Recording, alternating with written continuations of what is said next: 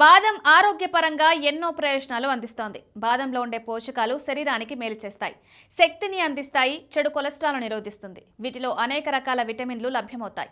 నానబెట్టిన బాదం తినడం ద్వారా మధుమేహం నియంత్రణతో పాటుగా రక్తపోటును అదుపులో ఉంచుతుంది.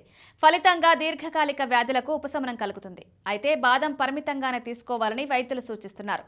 ఆరోగ్యపరంగా మేలు చేస్తుంది. బాదం ఎప్పుడూ నానబెట్టిన తర్వాత ఖాళీ కడుపుతో తినాలని నిపుణులు సూచిస్తున్నారు.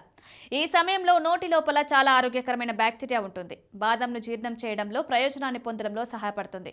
ఒక రోజులో 20 నుండి 30 గ్రాముల బాదం గింజలు తినవచ్చని చెప్తారు.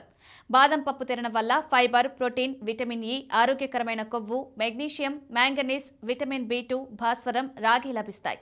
ఇవి మెదడు, కండరాలు, కడుపు, గుండెకు ప్రయోజనకరంగా ఉంటాయి. బాదంలో యాంటీ ఆక్సిడెంట్లు ఉంటాయి. ఇవి ఆక్సీకరణ ఒత్తిడిని తగ్గించడానికి పనిచేస్తాయి. ఈ ఒత్తిడి కణాలను దెబ్బతీస్తుంది. దాదాపు అన్ని దీర్ఘకాలిక వ్యాధుల అభివృద్ధిలో పాత్ర పోషిస్తుంది. ఇది కొవ్వులో కరిగే విటమిన్ జుట్టు, చర్మం, కండరాలకు చాలా అవసరం. కణాల నిర్మాణానికి ఇది ముఖ్యమైనది.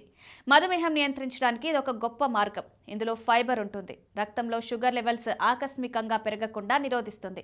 రక్తపోటు నియంత్రించే మెగ్నీషియం సైతం బాదంలో పుష్కలంగా ఉంటుంది. ఎల్డిఎల్ కొలెస్ట్రాల్ గుండె జబ్బుల ప్రమాదాన్ని పెంచుతుంది. కానీ బాదం కొలెస్ట్రాల్ను తగ్గిస్తుంది.